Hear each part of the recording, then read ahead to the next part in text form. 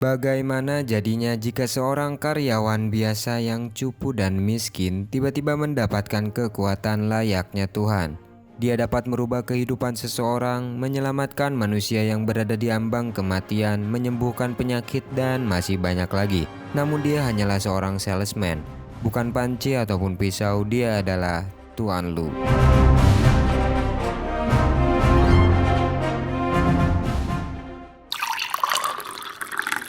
Halo baraya nu di kampung nu di kota, kumaha daramang, balik lagi bersama Amang di Cabe Genot. Today I'm going to merangkum sebuah alur cerita manhwa berjudul Klub Keabadian. Tuan Lu berencana menjadi pioner dalam kemajuan umat manusia setelah memiliki kekuatan layaknya Tuhan. Bagaimana kisahnya? Oke lah, opat tilu dua hiji, hayukeun pasang mata hati dan pikiran ikhlaskan akun YouTube yang dihack orang dan semoga orang itu mendapat hidayah dari Tuhan Yang Maha Esa. I say hi and open the door. Hihihi door. Tuing, truk, wah.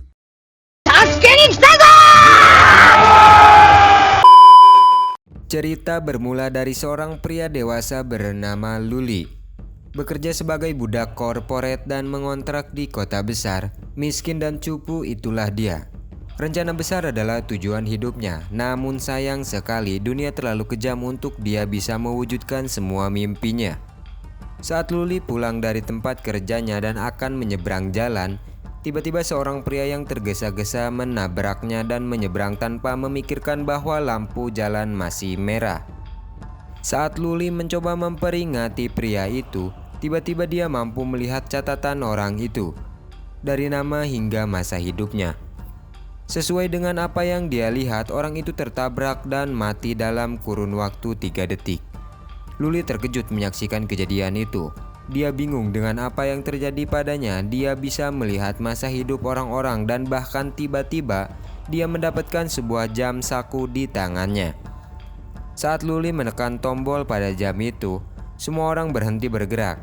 Bahkan hujan yang turun pun ikut berhenti. Luli mencoba menyentuh salah satu orang dan mengambil waktunya. Kemudian dia melemparkan waktu itu ke orang lain. Dan benar saja, itu berpindah sesuai dugaannya. Mulai saat itu, dia merasa bahwa dia telah keluar dari sebuah kerangka yang selama ini mengurungnya.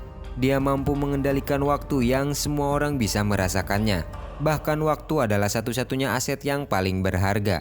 Mulai saat ini, dia bertekad untuk menjadi seorang salesman waktu yang memperjualbelikan waktu, dan saat waktunya tiba, semua tokoh dunia akan tergila-gila padanya. Scene berpindah ke rumah kontrakan tempat Luli bernaung. Saat itu Luli sedang mencatat sesuatu. Tak lama teman serumahnya yang bernama Yen-er, dia menyapa Luli dan sadar bahwa sifat Luli hari itu berbeda dari yang biasanya dingin. Yen-er sedikit melihat Luli tampan. Kemudian dia menepis itu karena dia memiliki mimpi bisa mendapatkan pasangan kaya. Dalam hati Luli memuji kecantikan dan kepintaran Yen-er. Bukan sesuatu yang dimiliki orang biasa, namun saat ini Luli bukan orang biasa lagi. Dengan kekuatannya, dia adalah vendor umur. Keesokan harinya, setelah dia mengambil semua tabungannya, dia berencana untuk mencari pelanggan pertamanya. Luli mulai memperhatikan satu persatu orang yang ia temui. Saat dia sedang memikirkan rencananya, dia mendengar seorang badut yang mendapat telepon dan terdengar dalam keadaan susah. Saat itulah Luli melihat seorang pelanggan yang nampak membutuhkan uang dengan cepat. Setelah menyelesaikan pekerjaannya, saat pria badut bernama Bowen beristirahat di sebuah kedai, Luli langsung menghampirinya. Tanpa basa-basi, Luli langsung duduk dan menghentikan waktu yang membuat Bowen terkejut dan bingung dengan kejadian itu. Luli menjelaskan bahwa dirinya hanya mempercepat waktu 100 kali. Membuat ruang berbeda. Bowen langsung ketakutan dan menjauh dari Luli. Kemudian Luli memperkenalkan diri sebagai vendor umur. Bowen masih kebingungan. Luli menyebut nama Bowen dan menjelaskan bahwa selama bertahun-tahun dia membeli umur dan menjual pada yang membutuhkan. Bowen kembali bingung karena Luli bisa mengetahui namanya. Di saat itulah Luli memperlihatkan data diri Bowen secara langsung. Tanpa basa-basi, Luli langsung menanyakan apakah Bowen akan menjual umurnya pada Luli. Bowen masih terkejut mengetahui bahwa umur bisa dijual. Itu tergantung dari nilai yang dapat dihasilkan dalam 1 tahun. Namun karena Bowen masih seorang pelajar, Luli menawarkan harga 300.000 yuan untuk 1 tahun umur Bowen. Bowen langsung terdiam memikirkan uang sebanyak itu akan dia dapatkan dengan menjual umurnya 1 tahun saja. Luli mengeluarkan sebuah kontrak persetujuan apabila Bowen bersedia menjual umurnya. Bowen masih memikirkan apa yang akan dia dapatkan dari uang sebanyak itu. Banyak hal yang dia dapat, dia beli dan dia lakukan. Akhirnya Bowen memutuskan untuk menjual umurnya pada Luli. Setelah Bowen mendatangani kontrak itu, umurnya langsung berpindah ke dalam tubuh Luli. Setelah itu, waktu kembali dibuat normal dan uang itu menjadi milik Bowen. Kemudian Luli memberikan kartu namanya untuk Bowen. Dia bisa menghubunginya apabila membutuhkan bantuan kembali. Namun Bowen menolaknya karena merasa sudah cukup dengan menjual 1 tahun umurnya saja. Luli tetap meninggalkan kartu namanya dan berkata bahwa Bowen pasti membutuhkannya. Singkat cerita, Luli sudah berada di sebuah kafe. Di sana dia bersantai sembari membaca artikel untuk mencari pembeli pertamanya. Dia menemukan seorang kepala keluarga Glory bernama Tuan Rong yang sedang dalam keadaan sakit parah di usianya saat ini. Diketahui bahwa keluarga Glory adalah keluarga terkenal selama ratusan tahun yang mengendalikan industri dan membuat negara kaya. Sejarah keluarganya tertulis di dinasti kuno dan bahkan dunia. Target Luli saat ini adalah seorang yang luar biasa. Malam harinya di kediaman keluarga Glory, Tuan Rong terbaring dalam keadaan tak berdaya. Dokter yang berada di sana sudah tak bisa melakukan apa-apa. Dan bisa saja Tuan Rong hanya bertahan sampai malam itu. Tuan Rong yang berada dalam ambang kematian terus berharap agar dirinya tak mati. Dia masih ingin membuat keluarganya menjadi lebih kuat. Dia tak ingin mati dalam keadaan seperti itu. Dia terus memohon. Namun tiba-tiba dan tanpa ada yang menyadari, Luli sudah berada tepat di hadapan Tuan Rong. Dia memperkenalkan diri sebagai pengusaha. Produk yang ia jual adalah waktu. Salah satu anak dari Tuan Rong tak percaya dan mengatakan bahwa Luli seorang pembohong. Namun anak lainnya menyuruh dia melihat sekitar. Dan benar saja, selain mereka, semua orang membeku. Si botak menanyakan kebenarannya dan berapa harga dari waktu yang Luli jual. Luli menjelaskan bahwa itu cukup dengan setengah penghasilan selama 1 tahun. Bapak-bapak lain komplain dengan harga yang Luli tawarkan karena sangat mahal. Namun Luli meyakinkan betapa berharganya waktu pada mereka. Saat mereka akan kembali memprotes, mereka semua terkejut dengan data Tuan Rong yang Luli perlihatkan. Sisa waktu dari Tuan Rong hanyalah tinggal 5 menit. Luli mengatakan kalau Tuan Rong sudah berada di posisi terkuat selama beberapa dekade, namun waktu tetap sama dan hanya dialah yang bisa mengendalikannya.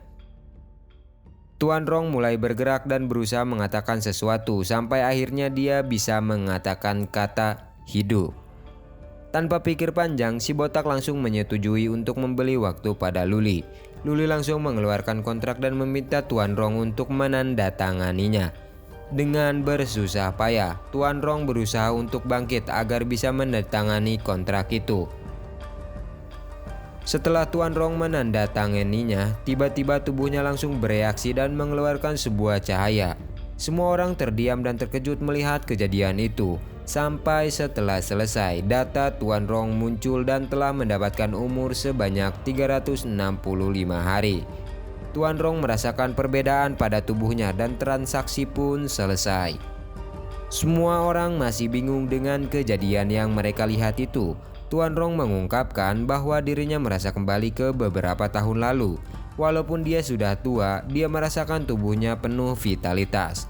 Luli mengucapkan selamat pada Tuan Rong dan mempersilahkan dia untuk menikmati sisa hidupnya. Tiba-tiba dia langsung menghilang.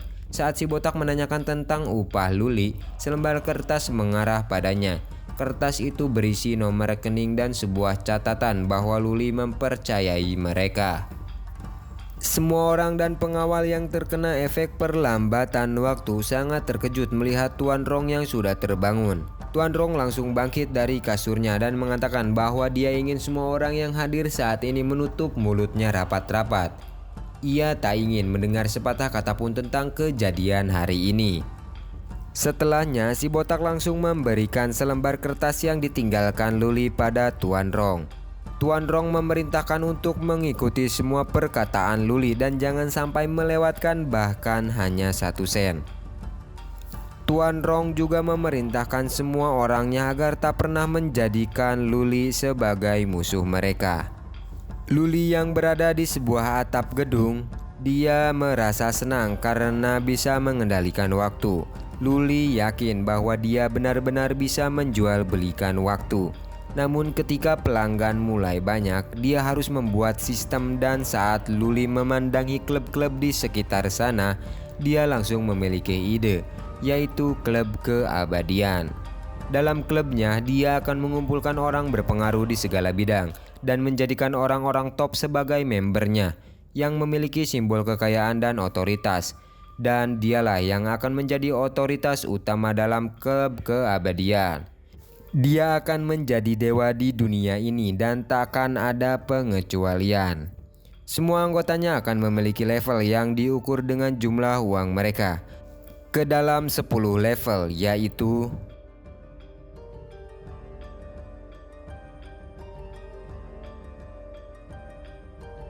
dengan mantap. Luli langsung merencanakan dan memikirkan rencananya tersebut. Oke, mulai sekarang Luli akan kita ganti menjadi Tuan Lu. Tuan Lu mulai mencari orang yang dapat ia percaya untuk mendirikan klub keabadian, orang yang bersedia menyerahkan hidupnya. Seorang supir taksi menawarkan Tuan Lu untuk menaiki taksinya, dan terlihat data supir taksi itu yang memiliki usia hidup selama 3 tahun lebih. Tuan Lu pun menaiki taksi itu untuk pergi ke tepian sungai. Dalam hati, ia berkata bahwa sepertinya orang itu adalah seseorang yang berjuang mati-matian untuk sekedar bisa hidup. Di perjalanan, notifikasi handphone Tuan Lu muncul. Uang yang disepakati dengan keluarga Glory telah masuk ke dalam rekeningnya. Tak lama, supir taksi itu mendapat telepon dari keluarganya yang mengatakan bahwa salah satu keluarganya masuk ke rumah sakit. Supir taksi itu meminta maaf pada Tuan Lu karena harus menurunkannya di sana dan dia sendiri akan pergi ke rumah sakit. Namun Tuan Lu akan tetap naik dengan alasan dirinya juga ada urusan di rumah sakit. Dalam perjalanan, supir taksi itu malah curhat. Dengan kekuatannya, Tuan Lu membuat mobil melaju lebih cepat. Setelah sampai di rumah sakit, supir taksi merasa bahwa waktu lebih cepat. Namun saat supir itu melihat ke belakang, Tuan Lu sudah tidak berada di sana serta meninggalkan uang cukup banyak dan selembar kertas yang bertuliskan bahwa itu adalah tipsnya dan apabila dia membutuhkannya lagi, dia bisa menghubungi Tuan Lu. Supir taksi itu sangat bahagia dengan itu. Saat di perjalanan, Tuan Lu bertemu dengan seorang pemuda yang terlihat sangat mengenaskan. Dalam hati Tuan Lu berkata, dia benar-benar datang. Singkat cerita, Tuan Lu baru sampai di rumah kontrakannya. Di sana ada Yen Er yang tertidur di atas kursi seperti kelelahan ataupun mabuk. Tuan Lu berinisiatif untuk menyelimuti Yen Er. Namun tiba-tiba Yen Er terbangun, menolak kebaikan Tuan Lu dan langsung masuk ke kamarnya. Tuan Lu kembali memulai persiapan untuk menjalankan bisnisnya. Dia berencana membuat beberapa kartu nama agar dia lebih misterius. Dan sudah waktunya dia menemukan bawahan. Kemudian Tuan Lu menuliskan persyaratan tentang karyawannya.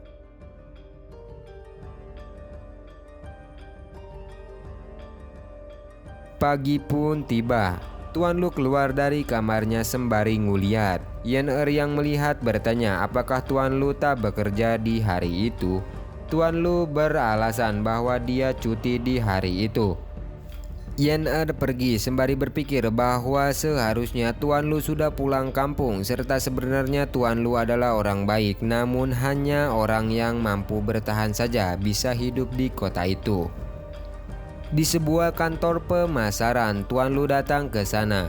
Saat Tuan Lu ingin melihat-lihat dengan didampingi seorang sales, tiba-tiba Yen Er datang ke sana. Tuan Lu mengatakan bahwa dirinya berencana membeli rumah ketika dia ingat bahwa Yen Er bekerja di sana. Namun Yen Er berpikir apakah Tuan Lu mampu membeli sebuah rumah dengan kondisi keuangannya saat ini. Yen Er pun tak memperdulikan hal itu karena dia juga bisa mendapatkan komisi. Kemudian dia langsung berbincang dengan Tuan Lu dan meminta sales sebelumnya mengerjakan hal lain karena Tuan Lu adalah temannya. Yen Er langsung merekomendasikan rumah yang menurutnya paling sesuai dengan kondisi Tuan Lu saat ini. Namun Tuan Lu mengatakan bahwa itu sedikit lusuh. Yen Er pun kesal dan langsung pergi, kemudian meminta sales yang sebelumnya untuk kembali melayani Tuan Lu. Tuan Lu berpikir bahwa Yen Er tak mempercayai perkataannya. Lalu sales itu menjelaskan beberapa rumah besar pada Tuan Lu. Tanpa basa-basi, Tuan Lu langsung meminta sales itu membawakan kontraknya. Sales itu terkejut dan mengatakan bahwa sepertinya Tuan Lu bercanda karena villa yang sangat besar dengan fasilitas bagus itu harganya 50 juta. Tuan Lu menegaskan bahwa dirinya tak bercanda dan dia akan membelinya sekarang dan hanya akan membeli pada sales itu saja. Sales itu bergegas sembari berteriak, "Manajer, manajer! Rumah yang paling mahal sudah terjual." Yen Er terkejut mendengarnya. Dengan sopan dan sedikit ragu, manajer di sana mengatakan bahwa Tuan Lu harus membayar uang muka terlebih dahulu sebesar 500 ribu. Namun Tuan Lu mengatakan bahwa tak usah pakai uang muka karena dia akan langsung membayar semuanya. Mereka sangat terkejut dengan hal itu. Semua karyawan di sana langsung membicarakan hal itu, sedangkan Yen Er masih bingung dengan kejadian itu. Yen Er mengira bahwa ternyata teman sekamarnya selama ini adalah orang kaya yang berpura-pura miskin. Selama ini Yen Er sudah susah payah mencari orang kaya. Ternyata orang itu tepat berada di dekatnya. Setelah Tuan Lu kembali ke kantor developer, dia mendapatkan telepon dari supir taksi sebelumnya dan menanyakan isi surat sebelumnya. Mereka pun akan segera bertemu di sebuah halte. Sembari jongkok dan ngudud, sopir taksi sedang menunggu kedatangan Tuan Lu. Dan tak lama Tuan Lu pun datang. Setelah pindah ke sebuah kedai, supir taksi menceritakan masalahnya, yaitu ayahnya yang masuk rumah sakit karena tumor otak. Walau kondisinya sudah membaik, namun supir taksi itu tak memiliki uang untuk membayar biayanya. Dengan santai Tuan Lu mengatakan bahwa dia akan memberikan uang sebanyak yang supir itu butuhkan. Namun syaratnya dia harus memberikan nyawanya. Supir taksi bertanya apakah berarti dia harus mati. Di saat keterkejutan itu, Tuan Lu langsung memperlambat 100 kali waktu di sana. Lalu Tuan Lu memperlihatkan data dari pria itu. Tuan Lu menjelaskan bahwa dirinya adalah seorang salesman waktu. Dia membeli dan menjual waktu. Apa yang nampak itu adalah jumlah waktu tersisa dalam hidup si supir. Supir itu mengerti bahwa Tuan Lu akan membeli waktunya. Dia menanyakan harga untuk membeli waktunya itu. Tuan Lu menjawab itu 300 ribu per tahun, yang pada dasarnya dia akan mengalihkan 3 dari total penghasilan tahunan yang akan menjual waktu padanya. Setelah berpikir dalam beberapa saat, akhirnya supir taksi memutuskan untuk menjual waktunya sebanyak 3 tahun. Tuan Lu mengingatkan kembali jika dia menjual 3 tahun, dia berarti sisa kehidupannya hanya 10 tahun. Setelah berpikir dan merenungkan keputusannya itu, Tuan Lu mengeluarkan kontrak dan meminta supir taksi menandatangani apabila dia setuju. Setelah transaksi selesai dan supir taksi mendapatkan uangnya, dia berencana langsung kembali ke rumah sakit. Sembari pergi, Tuan Lu berpikir apakah pada saatnya tiba orang itu akan menyesalinya. Namun tiba-tiba Tuan Lu kembali bertemu pemuda mengenaskan yang sebelumnya dia temui. Karena mereka bertabrakan, pemuda itu meminta Tuan Lu untuk mengganti botolnya. Tuan Lu berpikir bahwa orang itu seperti anjing liar. Pemuda itu marah karena Tuan Lu hanya terdiam. Dia langsung mencengkram kerah Tuan Lu. Tuan Lu mengatakan bahwa dirinya sedang mengkhawatirkan hidup pemuda itu, karena seharusnya itu tertulis jelas di laporan diagnosis pemuda itu. Si pemuda terkejut karena Tuan Lu bisa mengetahuinya. Tuan Lu berkata bahwa lebih tepatnya 26 hari 12 jam 18 menit dan 20 detik. Pemuda itu sangat terkejut mendengarnya. Kemudian Tuan Lu membawa pemuda itu ke sebuah tempat. Di sebuah gang, Tuan Lu langsung menanyakan nama dan penyakit pemuda itu. Dia adalah Salim dan penyakitnya leukemia. Tuan Lu menanyakan kenapa Salim malah berkeliaran dengan penyakit itu dan bukannya beristirahat. Salim mengatakan bahwa dia baik-baik saja. Dia membuat semua keluarganya berpikir bahwa dia sudah mati. Tuan Lu berpikir bahwa Salim adalah orang yang menarik. Dia pun langsung mempercepat waktu. Salim terkejut dengan kejadian itu. Setelah memberitahu siapa dirinya, Tuan Lu langsung menawarkannya pada Salim dengan harga, yaitu kesetiaan dan kebebasannya. Dalam kebingungan itu, Salim bertanya apa yang Tuan Lu rencanakan. Tuan Lu berpikir bahwa dia yakin telah memilih orang yang tepat. Sedangkan Salim masih bingung dengan apa yang akan dilakukan Tuan Lu. Karena dia sendiri meninggalkan keluarga dan pergi ke kota agar bisa menghasilkan uang untuk keluarganya, dia berpikir jika itu memang bisa membuatnya hidup, dia tak peduli walau harus menjual diri sekalipun. Kemudian Salim langsung berlutut pada Tuan Lu. Tuan Lu senang dengan hal itu dan langsung memberikan 100 hari kehidupan serta kesehatan. Salim sangat terkejut dengan apa yang dia rasakan. Kemudian Lea langsung bersumpah setia pada Tuan Lu. Setelahnya, Tuan Lu meminta Salim merapihkan diri dan besok datang ke rumahnya untuk menemuinya. Dan setelahnya, perjalanan Tuan Lu mengumpulkan orang-orang terkaya dan juga orang-orang jenius di dunia dimulai. Oke lah, segitu dulu pembahasan kali ini. Semoga Baraya terhibur ya. Ya udah, makasih, tara, thank you dan bye bye.